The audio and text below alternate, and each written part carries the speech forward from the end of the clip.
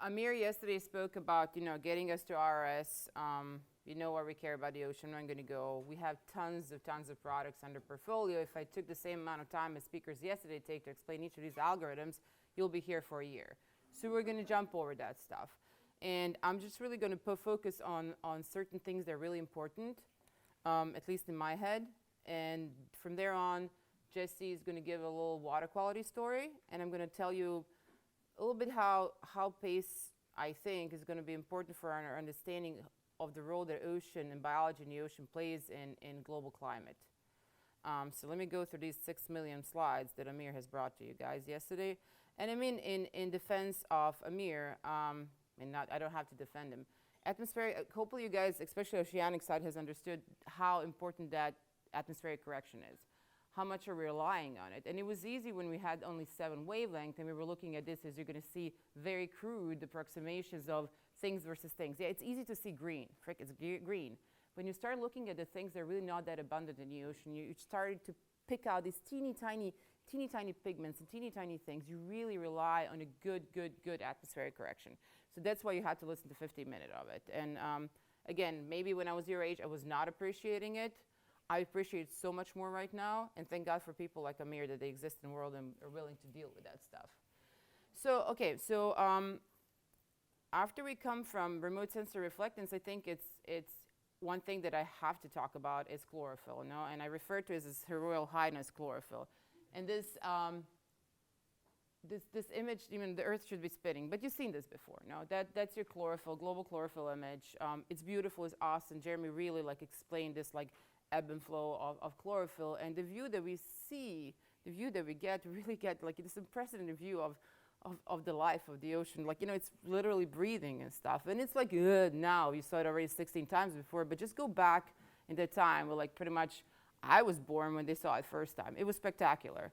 And to this day, I still like this front page of the Science from 1984 when I was 6. No, I was 7. I was first grade, and this is what they were already publishing. I mean, this is just still spectacular to me. And I will go against chlorophyll in this talk, but I appreciate chlorophyll. I love chlorophyll. And as a bottom image, you can see a molecular chlorophyll that is hanging on my Christmas tree every year because I love it. And again, I appreciate the fact that it's feeding my whole family.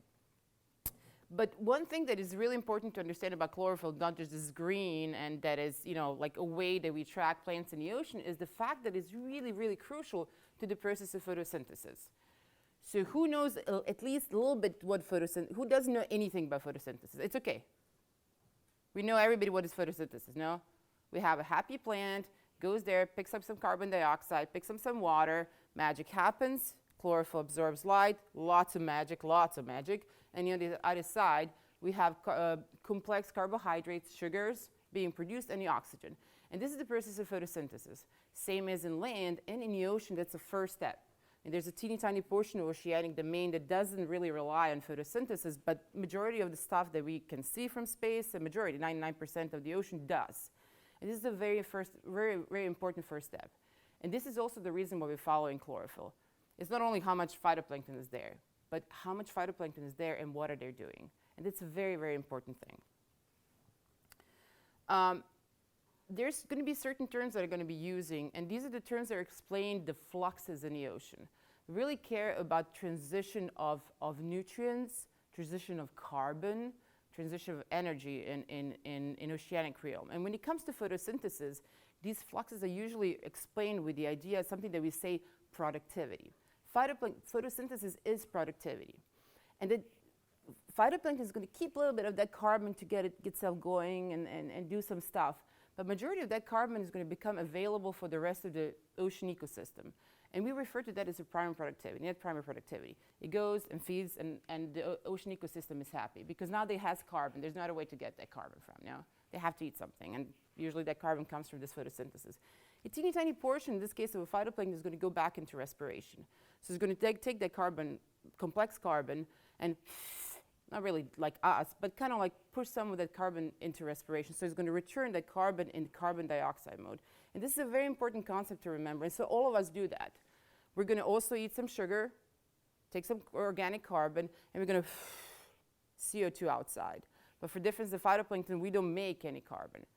For us and for majority of the rest of the marine food web and ocean, for every trophic step, every time something gets eaten, only 10% of that carbon gets transferred further down the line, and 90% gets back in the shape of carbon dioxide. These are just like some things that I want you to remember. So these are all the reasons why we're following phytoplankton, so we can understand how much food is getting into the oceanic ecosystem, how much food is there going to be to support fisheries, and so on and so on. I know some of these concepts are too much, but just like bear with me. You know, like ocean had to sit through quite a lot of complex concepts, so we're going to get there. Okay, Her Royal Highness chlorophyll. How are we following it from space, and how are we going to be following once we launch space? This is our basic algorithm. It's pretty simple. It's relying on the fact that chlorophyll is green, so we can look at a combination of two things. We can look at the band ratios, or we can look at the line height. And actually, the algorithm that we currently have is a combo of those two. It's relying on a blue to green ratio, and it combines it in certain regions of the ocean with the line height. And because in certain regions of the ocean, the chlorophyll is really teeny tiny, it's oligotrophic open ocean, and then the algorithm is switching between those two on certain, like on a range of 0.15 to 0.20 micrograms of chlorophyll. We might have changed it a little bit, but that's pretty much the idea. So the chlorophyll high, we're sitting in OC algorithm. If chlorophyll is low, we're sitting in a line high algorithm. And then we go back and forth, back and forth. Very simple concept. It's been working for years. Every now and then there's a new paper showing new coefficients. Jeremy just published with O'Reilly in 2019 the newest coefficients that we're going to be implementing. And this is probably going to be the algorithm that we're going to be using to go on. But what's the line height? Yeah, so line height, this is the CI algorithm. It's pretty much assuming that there's, sorry, if I go into details, it's going to kill me. But any kind of line height algorithm is assuming that there's a bump, no? In this case, in reflectance. So you're looking at, your bump, you're looking at your minima, and you're looking at the line in between. That's your line height approach. Band ratios, you take two bands and kind of ratio it. I mean, it's a little bit more complex than that, but you're going to see that quite a lot of these basic algorithms are relying on line height and band ratio. So this is our chlorophyll. This is the one that we're going to take along to PACE. It works. There's no reason why not to take it with us. There's many new concepts coming down the line now. There's neural network approach. There's some that are relying on inherent optical properties they're going to be talking about. But this is the one that we're doing, and this is the one that we're going to take with us. We're looking forward to maybe exploring some new ones, but that's our Her Royal Highness chlorophyll. But chlorophyll is not the only pigment in the ocean. As you saw yesterday, you have some little happy plants here, happy algae here, and going back to the stuff that I always say, if you have a cow, you want your cow to be in a meadow, not an oak forest. Currently, we can't see that. We just see green. So there's a 50% chance, not taking consideration the horizontal distribution of the forest, that your cow is going to end up in oak forest. We can't see that currently in the ocean. We really want to know, because every different phytoplankton has a different role that it plays in oceanic carbon cycle and ecosystem. Not every phytoplankton is a meadow. Some phytoplankton are oak forest, and then, well, fishies who are our cows are not going to be able to eat that oak. So that's something that we really want to know. The second thing that I have problem with the chlorophyll, and us relying really heavily on the chlorophyll, as we saw like from the previous lecture about the Earth system model, is that chlorophyll is not the currency of life. Chlorophyll exists only in photosynthetic organisms. Carbon is the currency of life. So once this chlorophyll does its magic, makes some carbon, it goes next to the next step, we can't follow that chlorophyll anymore. Chlorophyll is digested, it's gone bye-bye, but the carbon is what matters. So with PACE, we're going to try to really implement many more ways of measuring carbon from space to understand carbon, different carbon, presence of carbon in different phytoplankton groups. Maybe say something how carbon is getting assimilated by this phytoplankton. Maybe even infer what it's doing later in different steps of the ecosystem, or how is it going down the water column. What you're seeing here is something that we refer to as biological carbon pump. And it really explains the pathway of the carbon that enters in the ocean thanks to biology. It starts from phytoplankton. It can go through different things. You remember I said photosynthesis, respiration. And then it changes from particulate organic carbon to dissolved organic carbon. Sometimes it can go in particulate inorganic carbon. But it goes to this million different cascades. But what you're going to see is that, if you know a lot about it and kind of know, is that really highly depends on the type of phytoplankton that is up there. They will determine the pathway they will take in the ocean, therefore determining how long will be sequestered, so taken away from the surface in the ocean to the depths of the oceans. And that would determine how long is it going to take that carbon to come back to the surface of the ocean and come back into the atmosphere. So we really want to think about carbon. Okay, we have RRS, everything's crazy, but now you're going to see that there's this thing called IOP that is really connected to everything. So I'm going to explain a little bit what this IOP means and how we're going to be doing it for PACE. IOP stand for inherent optical properties, and I think they were mentioned before, and I'm just going to tell you that the way I see inherent optical properties are the properties of the constituents of the water. These are dissolved thingies or particulate thingies, and based on their shape, color, size, morphology, internal, external, it will determine the way that they interact with the light. And that's what inherent optical properties is. We usually refer to absorption and scattering, volume scattering, function backscattering, so all these types of scattering. But those two things are your inherent optical properties, no? And one good stuff that is cool for us is that remote sensor reflectance that Amir and his magic gave us is actually a function of backscattering and absorption. So through the magic of math and smart people, there's different ways of determining this, inherent optical properties from remote sensor reflectance. And if I have my cheat sheet, I can go through all these different ways, and there's many, but I'm just going to talk about GIOP because it's here. So GIOP stands for, I think actually next slide isn't that one. Yeah. GIOP is, GIOP, let's go to the next slide. GIOP algorithm stands for, I never know what thing stands for, is a generalized inherent optical properties algorithm that was published by Jeremy, who's not talking about it by me, so he can just jump on me and kill me if I do something wrong. So what GIOP does is actually takes remote sensing reflectance and gives you all these different inherent optical properties, and not just total. It gives you inherent optical properties of different constituents of the water, absorption of the phytoplankton, absorption of the trilomass, total absorption, backscattering of the phytoplankton, backscattering of the other stuff, okay, backscattering water we model, and so on. So it can actually allow you to determine all these different things. It's a combination of many different models that are out there, in combination of some empirical stuff and some assumptions. So you can see here, based on the full configuration, this forward reflectance model, that's pretty much kind of like that idea that I said that inherent optical properties are kind of related to remote sensor reflectance. You make some assumptions about the shape of the phytoplankton absorption. And this assumption is really important for something I'm going to talk about later. It's going to really based on chlorophyll. Certain parameters that have to do with absorption of dissolved organic material. And yeah, that one are static, but you can change them around. And you can go here to different things that are part of this current choice IOP model.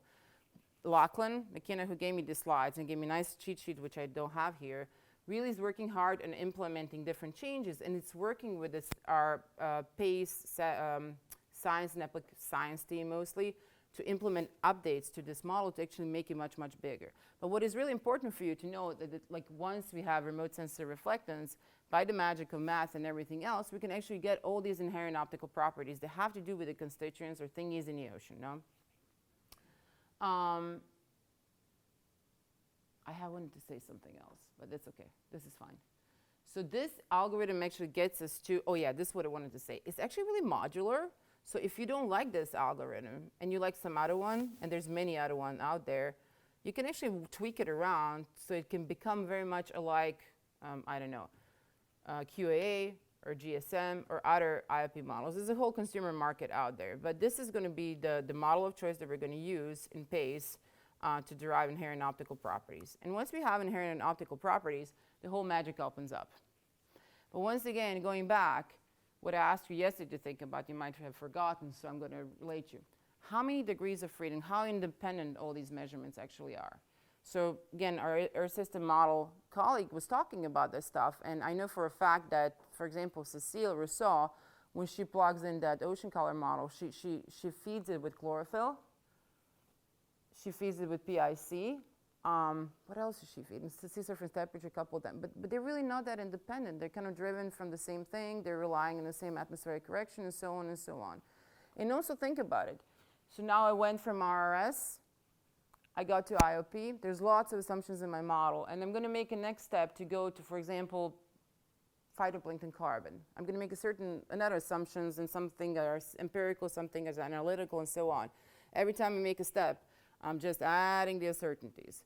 And I already have all the uncertainties that Amir has given to me. So think about all that stuff when you think about the choice of your model. And we're going to be talking about that a little bit more on Friday.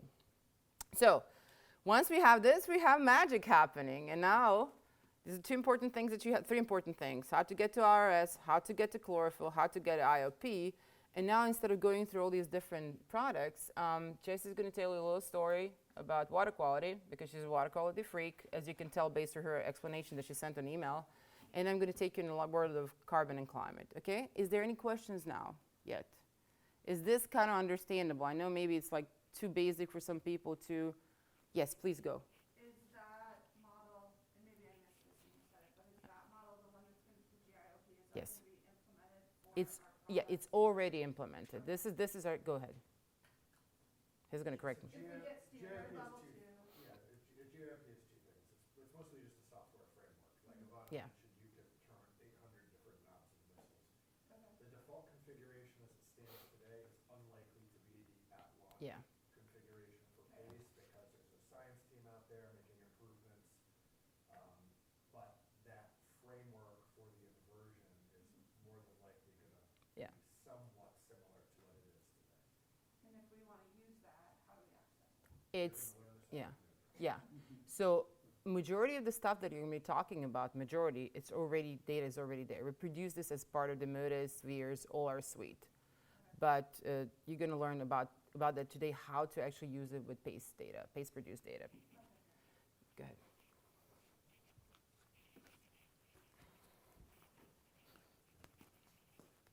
Just going to sit in this side. First, I want to answer your line height question, because I didn't actually know this for a long time. If you have reflectance, and you have, let's say like a blue-green ocean, you're going to have a little bump here, I don't know, Mm-hmm. around 680, it changes, 678 nanometers, I forget that we have that. and I think there's a slide on it later. Mm-hmm. but Yeah, there is. That's your line height, and that's chlorophyll fluorescence. Whereas most of the band ratio algorithms, if this is blue, green, use some two wavelengths over here to determine how much blue light is being absorbed. So in case of the CI, the algorithm that we're using for chlorophyll, this is the chlorophyll fluorescence. So for example, if what Jesse has drawn is usually, this is a pretty clear ocean, lots of blue, no? How would the reflectance look if we have lots of algae in here? Can somebody lead me through this stuff? So if this is lambda, some kind of RS, how would it look like? And look at your chlorophyll. Have lots of green. You see lots of green. How would remote sensor reflectance look like? Okay, where do I start? Here or up there? Lower, and then down. Okay.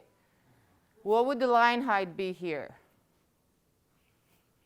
This is what CI is doing, kind of. Is looking at this line height in the green region and kind of catching that bump. Again, is doing that in a very clear ocean, but this is what's relying on. The fact that green does that. Okay? And band ratio is going to be relying on pretty much this. So just always, that's what I was yesterday asking you, always visualize. Try to visualize how does if you're actually catching the spectral components in the ocean, visualize how they look like. And then try to go after them. Go ahead. Yes, they do.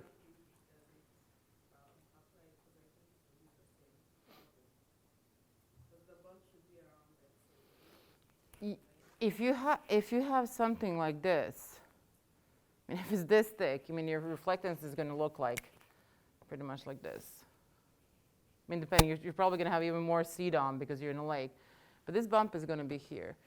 Regardless of the complexity of the water, if you don't have highly sedimented waters or super high CDOM, like Gulf of, like Maine, everybody who did the optics class, like brown waters of Maine, this approach should work. Chlorophyll approach should work. Well, I guess there's two different ones. There's a fluorescent line height, which Yeah, is this is fluorescence. This then is there's the color index, which is what you wanted to clarify. This is chlorophyll fluorescence. This is chlorophyll concentration. This is relying on absorption properties of the chlorophyll. This is relying on the fluorescence. Remember? Absorption, fluorescence, the red stuff screeching in you. This is fluorescence. It's, what was the color when I shine it on? It's red. Yeah, it's red. That's your fluorescent line height for now. It's not, but, and this is your chlorophyll. This is this. Yes? So is this like the ocean equivalent way of measuring a proxy of AOD, but in terms of like? Oh, I'm gonna get to that, yeah. I'm gonna get to Yeah, we just want just the basic concepts. Yeah. Remote sensor reflectance, gotta thank you, atmospheric correction. Second thing, IOPs, we take their remote sensor reflectance, we break it apart. And chlorophyll, we have to know. And now we're going into cool stories. And you take this. It draws your pants down. I'll just hold it. And this is now part of the lecture forever. Great. So is this the equivalent of AOD in the atmosphere? Not really. Chlorophyll is sort of more what color is it? The equivalent of AOD is what I study, which is clarity. And clarity, you can think of it as turbidity also, is the opposite of clarity. If something's very turbid, it's not clear. If something's very clear, it's not turbid. And what I have up here is actually water quality. And if you work in the atmosphere, you might work with air quality. And what does that even mean, quality? That's a very subjective term. Well, if you do science and you want funding and you want people to care about what you do, you need to worry about the word quality, because that's how it affects human health, and that's how it affects ecosystems that humans depend on. So you may think, oh, quality, I don't like that term. Well, we have to use it anyway, right? So quality in the ocean anyway, I can't speak to the atmosphere, but it's how much stuff is there, is it harmful, and what kind of stuff is it if it's harmful? And so one way we look at this is how clear it is and how much light is reaching the bottom of a body of water. This is one of the general products we use is light attenuation, and the abbreviation is KD. And this is basically just the penetration of either one wavelength of light. It's often KD 490 or blue light, or KD of PAR, photosynthetically active radiation. And that's not only needed for if you study seagrass at the bottom or coral reefs at the bottom, but it's also needed for the primary productivity models. And so it's really critical. It actually makes everything in the ocean make sense if you align it with light. So this is a really cool variable. And the past approaches are from these band ratios that we're talking about, very similar to chlorophyll, honestly. There's other ways you can do things, like a semi-analytical thing. And if you want to look up more details about this, we don't have time to do all of this today, but you can go to the NASA Ocean Color website, and under the products of, I think it's under documents, and then go to the ATBD, Algorithm Theoretical Basis document. There are papers there, and you can read those, and you can see what is currently going into these things. So that helps a lot if you need to look things up. Another thing, just really quickly, is another way of measuring what you would say is AOD in the atmosphere, but if you're looking down in the ocean and wondering how clear it is suspended particulate matter. So like your suspended particulate matter in the atmosphere. In the ocean, we have to, instead of taking your flask of air, we take a bottle of water and we put it through a filter similarly and measure the mass on that filter. And to get that from satellite, it's actually a little bit easier than chlorophyll because it depends on the backscatter in the red.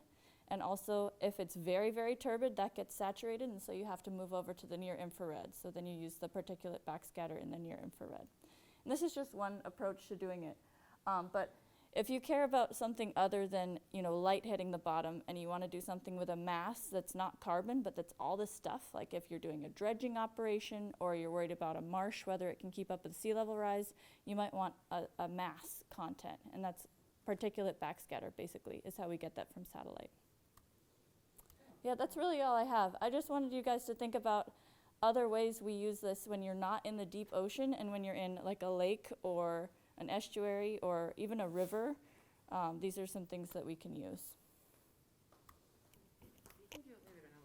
So one thing that Jesse mentioned here is this algorithm. And actually, when I keep on talking about different phytoplankton types, Who is like, okay, US people, do you swim in your lakes during the summer anymore? You do? Really? You do? Okay, did you swim in Philadelphia in the last couple of weeks? No, I swim in Rangeley. Okay, would you like to swim in Philadelphia in the next couple of weeks? No, Exactly, why, Jeremy?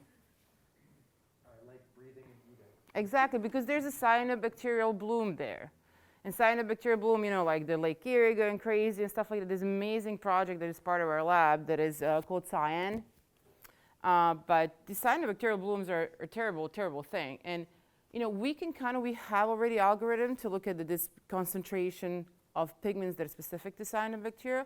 But there was a paper recently by the same group using very similar approach, this kind of like a neural network kind of approach to actually derive concentration of cyanobacteria or the pigment that is associated with cyanobacteria. It doesn't look like this one, doesn't matter. That is associated with that cyanobacteria. And that also falls in water quality. So this like whole thing that I'm talking about, phytoplankton from space, it's not only open ocean, it's really highly applicable for water quality and human health and you know, again, growing your things, drinking your water, all that stuff. It all covers that. So I'm going to go back to the open ocean. I'm an open ocean girl. One big misconception is that I will always say phytoplankton is really responsible for controlling the climate because it's drawing down carbon dioxide, and it does that, no? Phytoplankton does draw down carbon dioxide, as said to you. And that's this like left side of the story. I have a pointer just like that side of the story. I don't know what the pointer is here. But phytoplankton really likes natural carbon dioxide. So that's not the poop of carbon dioxide that we're making, the bad cars and stuff. That's not the anthropogenic carbon dioxide. Anthropogenic carbon dioxide gets drawn down into the ocean by the combination of chemical and physical processes. So why am I saying that phytoplankton is important for climate? Well, by phytoplankton drawing down the natural carbon dioxide, it actually makes this like really negative trend on the surface that allows more carbon dioxide to get in and then allows the ocean to draw down more anthropogenic carbon dioxide. So I've been yelled at by chemical oceanographers not being precise in that, but if you ever get yelled when you say the phytoplankton is helping controlling the climate, this is your slide that you can always pull out. So this is important. So in order to figure out how good phytoplankton is in doing this stuff, we need carbon stocks, we need carbon fluxes. Stocks are how much stuff do we have. Stock of suspended particulate matter would be that measurement. We really want to know how much carbon do we have in the surface ocean that is actually flowing through all these pools, no? And so let's start with the general carbon stocks. We're going to measure all of them, no? This is a relationship with different carbon stocks in the ocean. Particulate organic carbon is any particulate carbon that is floating around, and usually anywhere in the ocean, but we're concerned about surface on the ocean. That's the blue thing, no? It's big, no? Then you have phytoplankton carbon, that is the carbon that is associated only with the teeny tiny phytoplankton, no? And that's just a portion, usually like a third of the total particulate organic carbon, because particulate organic carbon is also bacteria, it's also like poo-poos, it's also detritus, it's also teeny tiny zooplankton, no? There's also particulate inorganic carbon, which is calcium carbonate. You know, like the beautiful coccolithophore blooms. Everybody likes ocean color images because we have this like shiny turquoise stuff. That's your coccolithophore blooms. No, they're also very important for carbon drawdown, but it's a teeny tiny pool in the ocean. I mean, corals do it too, but I'm kind of like focusing on open ocean now. And then you can. So the way you measure these in situ is that you would take the same bottle of water that Jesse had, push it through the filter, and now instead of measuring suspended particulate matter, you would run different analysis simplistically to analyze particulate organic carbon, particulate inorganic carbon, and phytoplankton carbon. But everything that passes through that filter, there's still carbon in it, and we call it dissolved organic carbon. It's one of the biggest pools of the carbon in the ocean. I don't like to talk about that one. I'm more a particulate girl, but it's a really important pool, and it's usually associated with like bacterial processes, riverine inputs and everything. It's a big source of carbon, no? And we don't have currently anybody on science team who's doing that, but we do have kind of like Antonio Menino's algorithm and stuff, and I'm not going to be talking about that. But just so you know that difference between this and this is just the filter that we have decided to be the filter, no? If we decided probably that the filter is a little bit bigger, this would be the difference. So this is the operational difference between these pools of carbon and these pools of carbon. But these are the ones where the phytoplankton photosynthesis happens. How do we measure particulate organic carbon from space? pretty simple. Once again, we're going to go back to our line height and band ratios.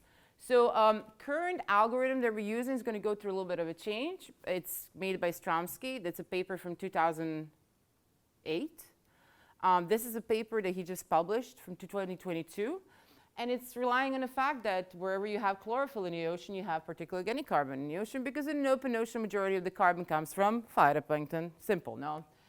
And those two things kind of correlate, especially if you plot it on log-log scale. That's, remember that one. If you want stuff to look good, plot it on log-log scale. If you want to really see what's happening, then plot it on linear. So this stands because it doesn't have to say that all carbon is actually associated with the phytoplankton, but it's associated with the ecosystem type that is driven by the type of phytoplankton. So you're going to always find a good relationship. So what new algorithm is actually suggesting is to do, once again, a blend between two things. There's like a band ratio, and which is OC4 style. So that's exactly the one, very similar to the first portion of the chlorophyll algorithm. And then there is a maximum band ratio and band ratio difference index, which is very, very similar to line height. So once again, our current approach for particular organic carbon is pretty much very similar to chlorophyll. Not really cool, yes? How well does that work in coastal areas? Okay, so what do you think is going to work in coastal area? Not really. Exactly, and that's your answer. Okay. So in here, no, but that's a fantastic question. So this algorithm is relying on this. And in coastal area, you just don't have only phytoplankton. You have sediment. You have organic carbon that is not sourced from the phytoplankton. You have stuff coming from the coast. You have stuff coming from the land. You have stuff coming from everywhere. So therefore, it's going to start falling apart. So if it's based on the left figure, which means this algorithm is not using the hyperspectral capability of Higgs. No. It's just multiband. Exactly. So that was my next thing. Stromsky is funded under MODIS, spheres, and that group of stuff. So his algorithm is really focused on using just multispectral components of this stuff. So we can easily, anything that is multispectral, we can take towards hyperspectral. And that's pretty much what we're going to be taking along, because I promised Jeremy a POC algorithm. I haven't given Jeremy a POC algorithm. He's nodding his head. So it's going to be up to me to figure out a better POC algorithm. But think about it, like, is this a route that you want to take? Or maybe everything in the ocean, there's an ocean that scatters. And we can figure out who's scattering where. We can build a better algorithm around there. So just think about it. I'm just like throwing things out. But this is the algorithm we're going to take with us to explain the total particular organic carbon in the ocean. Once I have that, I'm really, really interested. Phytoplankton carbon, that's the one that I care, though. That's the one that I like. So phytoplankton carbon, it's going to take in the more approach that I like. So it's taking RS, deriving our IOPs, and taking the backscattering from there, because it's based on a premise that everything that is in the ocean scatters. No, if it's particulate, it scatters. Most of that stuff is actually phytoplankton. Actually, 30% of that stuff is phytoplankton, and that's it. So once we derived remote backscattering from here, we can go back and steal this relationship from Jason Graff's paper and relate that backscattering to concentration of phytoplankton carbon. And it's a linear relationship. I don't think it's the best thing ever. If I had the data, and I can definitely make philosophy, I could make a better one. I don't think that it's always holding, but I don't have the data or the time or anything, so this is the best one that we can have. And it's actually not a bad one. It's following pretty well the distribution of phytoplankton carbon in the ocean, and it's giving us an idea, what percentage of the phytoplankton carbon, of the total carbon in the ocean is actually attributable to phytoplankton carbon. Okay? So this is something that we just implemented, and this is what we're going to be taking along with us. Once again, to answer your question, it's not hyperspectral. It's really relying on one single wavelength of the backscattering that I can derive from maybe even Landsat, and to derive phytoplankton carbon. So think about these things as an opportunities for your, third chapter of the thesis. But this is giving me total phytoplankton carbon, remember? And I don't like total stuff. I'm a very, very spoiled scientist. I want us to have stuff that is like split apart in little teeny tiny pieces stuff. I want phytoplankton carbon. But for certain groups, because it really makes a big difference if this is a cyanobacterial bloom or is it a diatom bloom. And all these things that I'm throwing around are different types of phytoplankton. Phytoplankton comes in many different shapes, sizes, colors, and stuff, similar to aerosols, no? Maybe aerosols are not as colorful as phytoplankton, but shape, sizes, internal morphology, external morphology is a very similar thing. You know, PACE is going to be looking at ecology of the phytoplankton, but also in a sense ecology of the aerosols. And every time I say that, Kirk wants to kill me, but I think it is. So they come in many, many different shapes and sizes. If I look at the smallest one to the largest one, is comparing like a fish of this size to the size of Manhattan. We're talking about the gigantic size range. Lots of colors that you saw there. You can see just from these little teeny tiny images, lots of morphology, lots of different minerals inside. So that changes the way that we perceive them. And the shape, size, and color determines how we see them from space, but also determines the role that they play in oceanic ecosystem, oceanic carbon cycle. If you're teeny tiny, then a teeny tiny zooplankton is going to eat you. If you're really big, big zooplankton is going to eat you. And that's going to determine the path that that carbon is going to take. So that's why we want to think about size and different type of phytoplanktons, not just because I'm spoiled. I'm very, very needy. All right, so we want to measure all these different types of phytoplankton. There's awesome scientists out there who are going to help me achieve that goal. So this is a paper that just got published a couple months ago, and this is something that is funded under PACE, and we're going to start implementing it on Monday when I open up my email. So this is a work for Sasha Kramer, and what she's doing here, she's using hyperspectral data to figure out the concentration of different pigments. So remember, these different colors are different pigments. They're changing the colors. So what she did, she took remote sensor reflectance, hyperspectral, and ran it through like a model similar to the GIOP. You can do this using the GIOP model. And GIOP model has assumptions, remember? Especially that fact that the absorption of the phytoplankton is very similar, is based only on chlorophyll, which we know it's not. And then she reconstitutes that remote sensor reflectance. And the difference is pretty much the error of the model, the fact that the model doesn't have all these other pigments. So she's looking at the residuals and then correlating them through statistical methods with the concentrations of pigments. Very cool. So what she's getting actually really good retrieval of different types of pigments. She's still not giving me phytoplankton, but she's giving me pigments. She's giving me concentration of all these different colors in the ocean. So not to bug you with different pigments, I connect the pigments with the happy colors here. So she can give me most of these happy colors, which is awesome, no? I now have the pigments. But you know that I'm spoiled. I really want pigments. I want carbon. And it's really hard to get from pigments to carbon. You have to once again make assumptions, which increases my uncertainty. I don't want uncertainty. I want somebody else to do the job for me now. So I have to kind of shop somewhere else. But this will be implemented. This is really, really cool and awesome. I'm just spoiled, and I want more. Exactly. So a couple years ago, we had an awesome postdoc, Jeremy and I. Her name is Pri Lange. And I was like, you know, I want carbon, I want carbon, I want carbon, I want carbon, but I want carbon of big things. And she doesn't like big things. She doesn't like big phytoplankton. She likes teeny tiny things. Things such as this one, this pink thing, that's what she likes. It's teeny tiny and it's 2 micron and I don't care about it, but she does. So instead of building the algorithm for diatoms, which I want, she built me an algorithm for Synechococcus, Perchlorococcus, this teeny, teeny, tiny phytoplankton. They're actually really bacteria. It's everywhere in the ocean. It's really important for like open ocean, oligotrophic desert ocean. And she really did a great job because she didn't give me pigment concentration, she gave me the number of cells, which gives me concentration of cells, and from there on I can go carbon full on. It's very easy to go from cells to carbon. So what she did, she took remote sensor reflectance, combined it with temperature, which is really important, hyperspectral, run some PCA, and gave me concentrations of 3 different phytoplankton types in Atlantic only. So this is one thing that is really important two things important to remember. She took sea surface temperature to constrain her hyperspectral remote sensing. Why did she do that? Why would the knowledge about sea surface temperature help you understand where things are? Come on, ecology. Latitude. Exactly, latitude, or like, you know, I like hot temperature. I would still live in Mediterranean all the time, but I have to live here. Some people love to live in Maine. And the same thing with phytoplankton. If you have the ecological knowledge about the things that you're searching for, start using it and start bringing other data sources in your algorithm development. And she managed to constrain that and get this really good distribution, but just for the Atlantic, because Pacific evil things happen in Pacific. But this is great. The next step is the paper just got published maybe 5 days ago. By Ali Chase, also I think PACE funded, maybe, yes, probably, if not, definitely. And what Ali did, she uses neural network in which she plotted chlorophyll And now she once again brought the ecology. She knows the diatoms love certain temperature, certain salinity, plugged all these things together, pushed it in a neural network, magic happens. And the other side, she actually retrieved, this is names data, yeah. She actually managed to get me really good distribution of the diatom carbon. I didn't even ask her to do that, and she did it for me. No, this is fantastic. So this is what I wanted.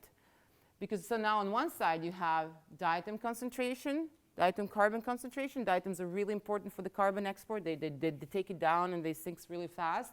And then teeny tiny things in the Atlantic Ocean. So I can start making cool stuff here. And I start looking and thinking about who are the little guys who are actually doing the magical stuff in the surface in the ocean to take the carbon down. Cool, awesome. So this is what Pace brought it, but they did not rely on a hyperspectral radiometry. They relied also on their knowledge about the ecosystem. So we're carbon stocks, we kind of check. We have POC. We can DOC, just trust me, we have it. We have different kind of types of phytoplankton, almost, no? We're good. So let's try to look at the way to figure out what is phytoplankton working really fast. And phytoplankton is photosynthesizing, as I said, no? So in order to model this photosynthesis productivity, you have to have a biomass. How much of the little guys is there? How much chlorophyll do you have? What else do you need for photosynthesis? You should stop answering. I know you do. Who said PAR? Oh, you said PAR. Yeah, okay. I told you that I'm going to bug you. Sorry, I thought of Jesse. Yes, PAR. We need light. And that's pretty much it, no? They have CO2, you know the concentrations there. There's water, there's everything. Great, whip it up. And actually, that was pretty much the first primary productivity model. We had chlorophyll, we had PAR. There was some temperature dependence because, again, you know, like some phytoplankton, you know, are happier and they do stuff faster when it's warmer or colder. And that was the first model. And since then, models became much more complex. What you see here is the insanity of 3 different algorithms that we're currently implementing at NASA. This portion has been shepherded by Ryan over there in the back. Bless him. If you have any questions about this more, please bug him. It's insanity out there. But what you can see is that input parameters that we're taking from ocean color are these blue things, no? We start once again with remote sensor reflectance. We have PAR here. We have the KD that Jesse was talking about. We have phytoplankton absorption. We have particulate backscattering, sea surface temperature. We have all these things that we really need, no? And different types of these models are doing different magical things with these input parameters, no? And they're relying on empirical stuff, they're relying on analytical stuff, and some of these assumptions are, I don't know, product of the long night drinking, sometimes it seems, but you know, some things don't make sense, but ultimately you get these like really fantastic 3 different model products of the primary productivity. So they're measuring how much carbon did these phytoplankton convert from CO2 into their like yummy phytoplankton to make it available for the rest of the ecosystem in the ocean. Oh yeah, so we plot 3 of these and they're gonna look the same. No, they're not gonna look the same because many different things. The problem with the primary productivity model that we have currently that we use in the ocean is that they really don't capture everything. So just to explain you the differences. So 3 different models. The wiggle is up and down our seasonality. You know, springtime in the ocean and springtime outside. So you should see some peaks happening in the same time. They're not happening in the same time. They're kind of going in opposite direction. We're not talking about an order of a magnitude difference, but there's like 100% difference, which is okay because, you know, global distribution is the same. No, it's not. You know, North Atlantic, my favorite part of the ocean, which I'm really, really into. Here it's kind of doing stuff. Here it's blooming like crazy. Here it's not doing a thing. So we have 3 different models being plugged with the same thing, relying on the same principles and showing completely different things. We're missing something here, no? And not saying that these are not superb, they're the best thing that we have out there, but with PACE, we're going to be able to improve these models, okay? I mean, we have to maybe improve the parameterization, but like, what do you guys think we can now overthink what I told you? So these guys are using total biomass, total light. So they're not looking at different, they're not looking at carbon really. They're kind of assuming some carbon, but total carbon. They are looking at some like relative of KD. You know, they're really not thinking about the happiness of the phytoplankton. You know, when you're happy, you sing, you produce carbon. When you're not happy, you're not. So do you have any ideas how you guys would improve this algorithm? So somebody over there just published a paper in Primary Productivity, so I'm going to pull her into this. What would you bring?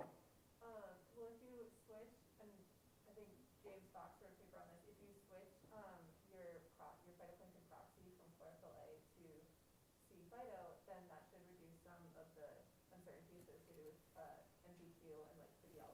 Fantastic. So you can switch from chlorophyll-based to carbon-based to actually make it better. Think about your paper. What other stuff was important in your paper? So she just published a really fantastic paper about primer productivity in North Pacific.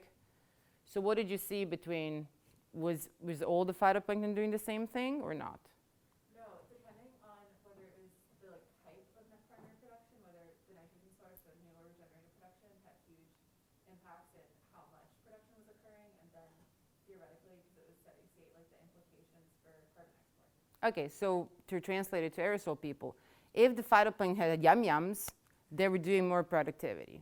So in theory, if they were happy, they were doing more productivity. She also saw some differences in size. You know, so certain type of phytoplankton were doing their own stuff, certain type of other type of phytoplankton was doing other stuff. So this is what kind of I wrote down, and sorry for pulling you on a spot. You know, maybe you can add something about physiology, happiness. You know, like if they're happy, do we have a measurement of happiness from space? And in theory, I call this happiness. So that's a fluorescent line height. So going back to, go ahead, sorry. Oof. A primary productivity model was mostly applied to height. Where would the sea surface temperature come from? Where does where in the future, in PACE? Yeah, we're going to pull the sea surface temperature from other satellites. We have stuff. Interpolate because it's Exactly. Actually, we probably use something like, we don't do the interpolation. We only Yeah. take ancillary data that Yeah. has a complete field already filled.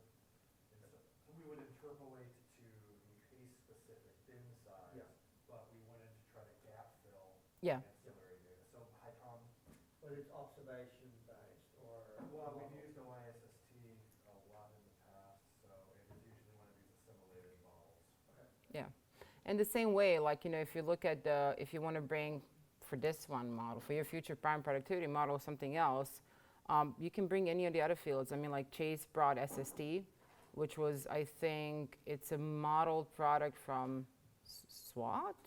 No, from somewhere. It's like, it's a model, but it's fed by one of the missions. What is the missions for the moisture? SWAT.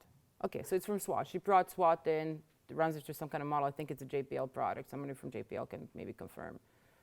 So, you know, like, once we start pulling things, we just like pull auxiliary data. I mean, we have also like the nitric line depth and mixed layer depth and things like that.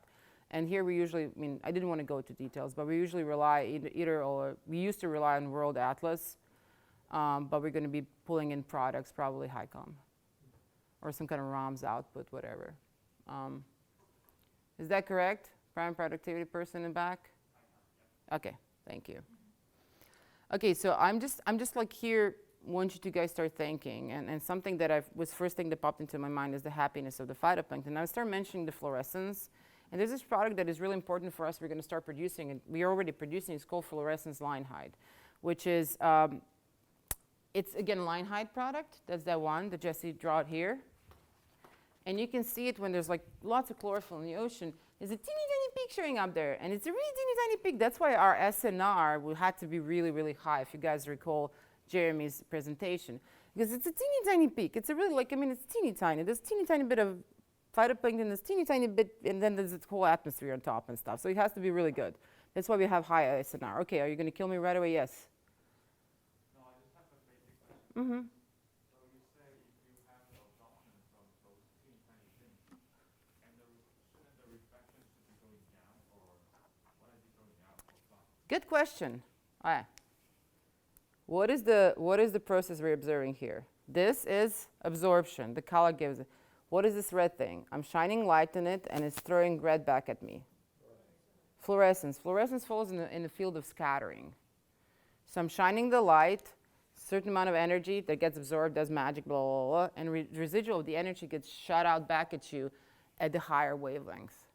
No? So you go over, let's say, absorption is like around 380, 400, something like that. The energy goes away and back at you at red. So it's actually scattering. So that was a very good question, because fluorescent line height is not a product of absorption that would make the reflectance go like this. It's a product of scattering, so it goes up. Cool? So this fluorescent line height is a sun-induced fluorescence. It's not me going, it's not like we don't have an active instrument. We have a passive instrument relying on sun inducing this fluorescence. And what is really cool is that you can like play with this ratio. So the way it's measured, once again, line height, there's a little bump here, nicely Let's observe, but it's a good measurement of happiness of algae. And since algae don't have really like soul and things like that, it's actually their physiology. Are their bellies full? Do they have enough iron? Do they have enough nutrients? Are they growing? Are they dying? Are they being attacked by viruses? All those things, there's lots and lots of information there. But we have to always remember it's a teeny tiny signal on the bottom of the whole atmosphere when we're using this stuff. But this could be an important input in our product. And I think, I know that the group that is currently funded to make a new prime productivity model, that's the Toby Westbury group, Westbury, Barenfeld, and Graf, they're actually planning to use that stuff. One other thing that I would really like, different types of phytoplankton in there. You know, not everybody is made equal. Like, you know, her paper, you should read it. Yesterday published, 2 days ago published. Yeah, it's actually showing that really well that, you know, different types of phytoplankton are going to do different amount of primary productivity. And that's why, and PACE is going to allow us to do that, to show that. Sorry. I was confused that when she mentioned if you replace chlorophyll with carbon, but we get carbon from chlorophyll anyway. How does that help to reduce the conservancy? I'm sorry, we get carbon from chlorophyll? So you kind of replace the chlorophyll with carbon as Yeah, so phytoplankton carbon. We don't get it from chlorophyll. Carbon from the chlorophyll. No, we get phytoplankton carbon from the backscattering. You're thinking of particulate organic carbon? Yeah, see? Chlorophyll. So you have particular getting, no worries. Yeah, that's what I was trying to, like, if you remember anything, remember the big bowls floating through the ocean. Really big bowl, Ivona doesn't like. Smaller bowls Ivona likes. And then there's like a big bowl, smaller bowl, and teeny tiny bowl. Big bowl is total particulate organic carbon, everything that is organic in the ocean. Phytoplankton carbon, smaller bowl, 30% of it, and particularly inorganic carbon, teeny tiny bowl that's floating kind of next to it, and it's inorganic, but it's also being made by phytoplankton. So this one has a really strong correlation. Probably this one has a correlation with for chlorophyll too, but it starts falling apart very often, and I can show that sometime later. I didn't want to go into that. We actually start using it. We write this thing that Jeremy hates called State of the Climate, where we look at the total chlorophyll globally every year and say what's happening with it. And when I came and started, talking that we should add carbon, and actually going to see differences, because phytoplankton to carbon ratio is going to start changing when you see different types of phytoplankton. So that's the thing. So not just James Fox, but also Toby Westbury before him started implementing carbon into these models. But what I'm asking is, like, maybe bring different types of phytoplankton, put different groups of phytoplankton. And maybe we cannot put in this model, but Arlinda was talking about that Earth system model, and Cecile's portion of the model actually does that already. We have an Earth system model that is fed by remote sensor reflectance, and it's capable of producing different type of phytoplankton-specific primary productivity. Yeah? I'm going to speed up a little bit now. Add different data streams, not just space. So we talked about sea surface temperature, but maybe we can add some more things, Salinity. Luke has a great idea. Tell me. Oh, I have a question. Do you think we're going to get to different types of phytoplankton from? Are we going to get to what? Do you think we're actually going to get to different types of phytoplankton? Yes. Are we going to get every species? No. Are we going to get couple big groups? Yes. And I'm sure Dave Siegel said no, but I can fight him in the mud for that. Just like thinking about pigments. Yeah, and I don't think the only route should be pigments. I think if you rely only on pigments, you're not going to get too far. If you rely on pigments in ecosystem, I'm going to come to your question, then you're going to get much further. And that's kind of what I was trying to take along, that you cannot just rely hyperspectral radiometry is awesome, but there's too many things that look alike. Yeah. Okay, go. Follow-up question on that. What's the chlorophyll threshold above which we can confidently say what species that? Say in the Southern Ocean we've got chlorophyll below 1 milligram. Yeah. Is there any confidence? I mean, I know PACE will be quite active, will have much lower systemization than others, but is there any confidence in the Southern Ocean? So, I mean, taking away the confidence, so let's say we're confident in RRS that we produce and we're super confident, it's really going to highly depend on the type of the algorithm that we produce and how well validated it is. I can just tell you that we do have capabilities and we're just waiting for people to develop algorithm. And that's one of the things that I really wanted to bring in here, more region specific, less global, you know, there's certain things that have a power of being global, and as we get more global, let's say, talk about phytoplankton. I think globally we're gonna probably be able to see diatoms versus you know, I can already show you that in North Atlantic, I can see diatom carbon versus Synechococcus carbon. That's working. So as we're getting more global, from some kind of like Gulf of Maine Bay or you know, like, I don't know, Adriatic Sea to global, we're gonna be actually seeing less and less taxonomic resolution, you know? Because as you're getting more local, so towards the lake, where you're working there, you know, like coastal California, Croatia, or I don't know, my backyard pond, I think we can be more specific. And these are gonna be localized stuff. So you have to think that, you know, PACE is a global satellite. What our responsibility is really to make the best possible global algorithms. And I think we're gonna be successful in that, you know, like saying diatoms, non-diatoms, Synechococcus, non-Synechococcus. But for Southern Ocean, as you know really well, things usually don't work. So you're gonna take whatever we produce and start tweaking it around. And take the approach that, for example, Ali has made maybe, and start tweaking it around, put some additional constraints. Explore, throw the whole bucket on a wall and see where it ends. One thing that I can tell is that we're gonna produce the best possible hyperspectral radiometry. And I'm going to validate the poop out of everything that is called our algorithm. But this more presentation is more to get you thinking about constraints and capabilities. The fact that we're producing amazing hyperspectral radiometry should not be a reason that you should rely only on optics. Think ecosystem. You're such a smart people. We have amazing algorithm, amazing technological capabilities, computer things. I mean, great postdoc who can do neural networks like I don't. So, you know, think about that way. But I think the answer for you is think more local than global. I don't think that, and that's why Pri was not, her algorithm was not working in Pacific, because the ecotypes of Synechococcus are different there. So anyways, tiny check on carbon fluxes. We can do them. Are they good? No, really. You know, but they're the best we can, and it's a good start. You know, like many fantastic papers have been published. And I know that Ryan and me and many people are working really, really hard, and you're going to see maybe Friday how to make it better. But it's really relying on you to think about how to modify. Don't invent new, you know, hot water. Rely on the things that we have in the house and see how you can make them better. Or throw everything away and start from zero, as Dave Siegel would recommend.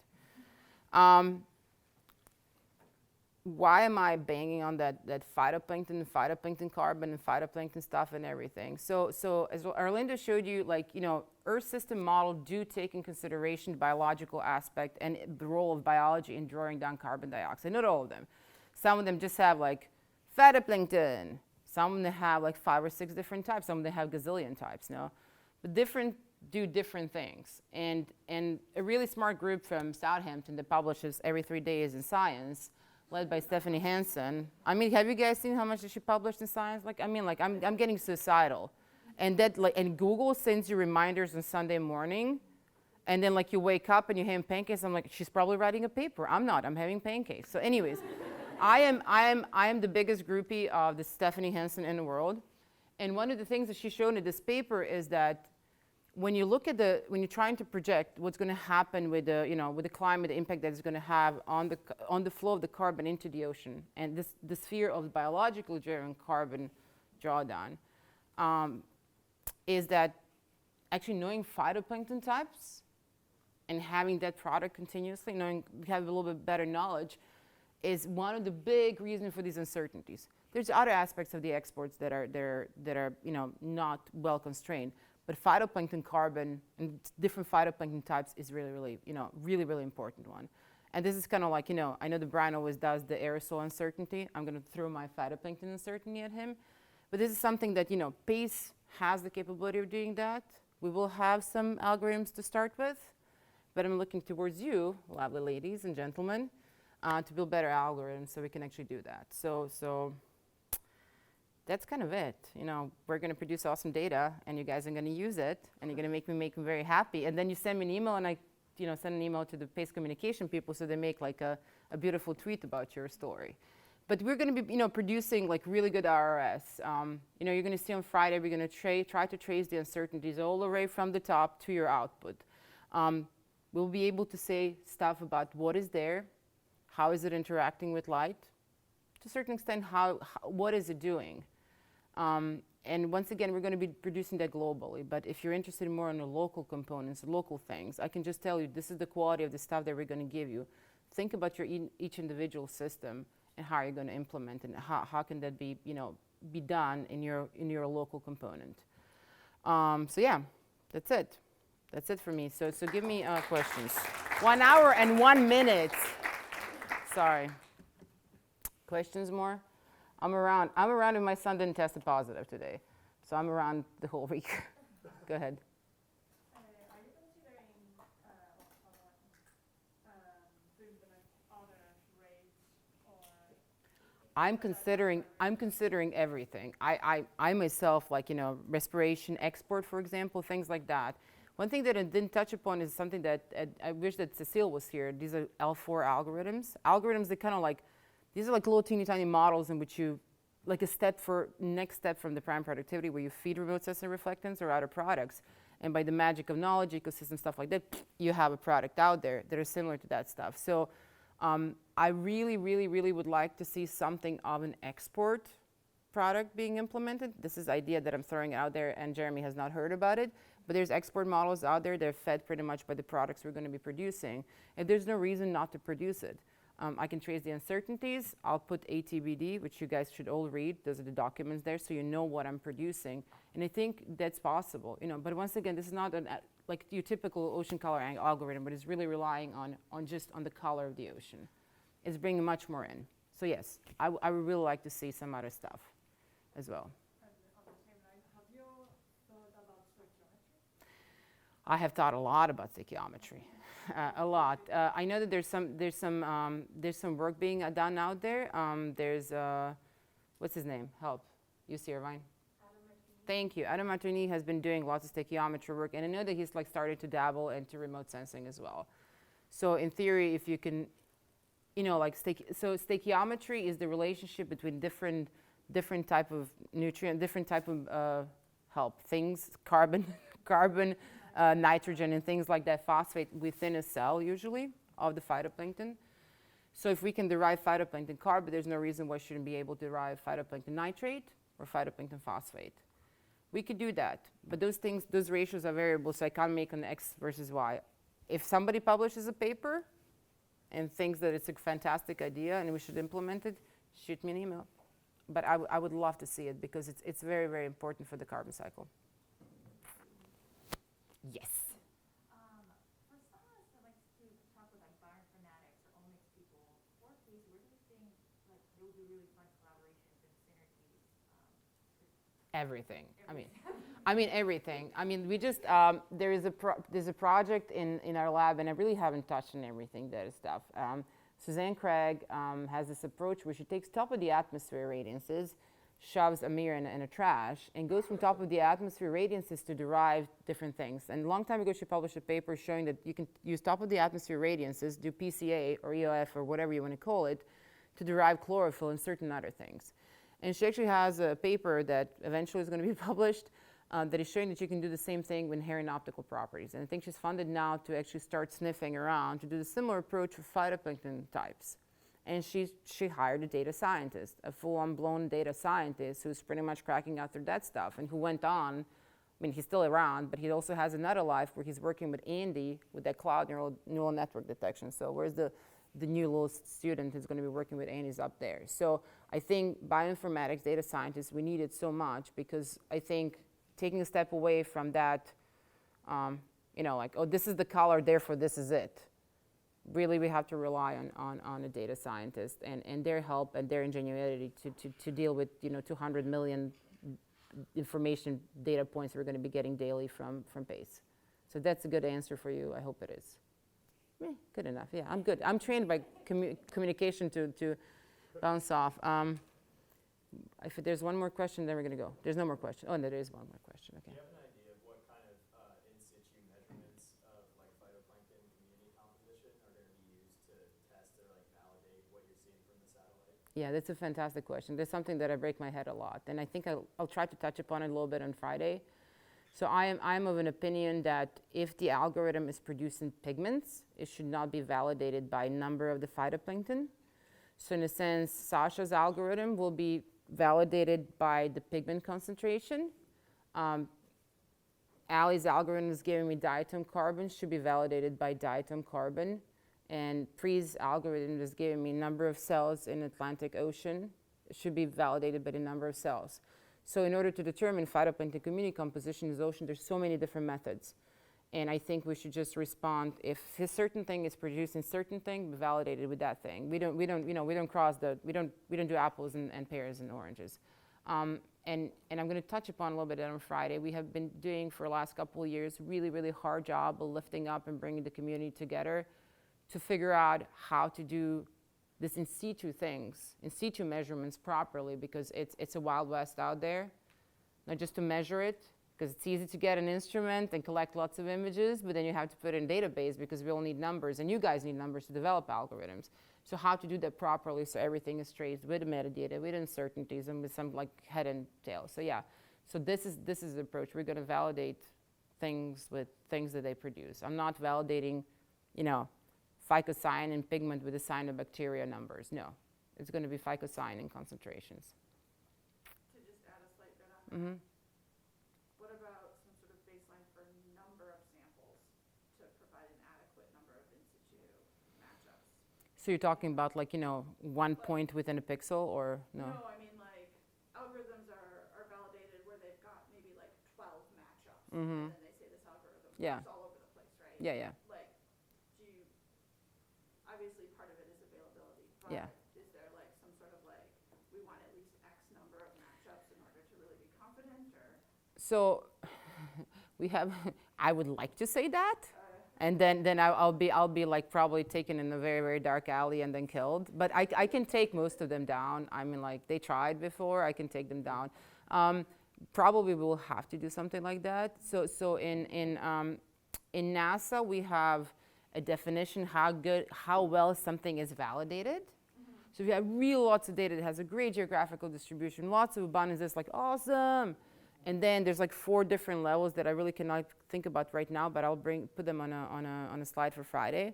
And then there's something that is like 12 data points validated.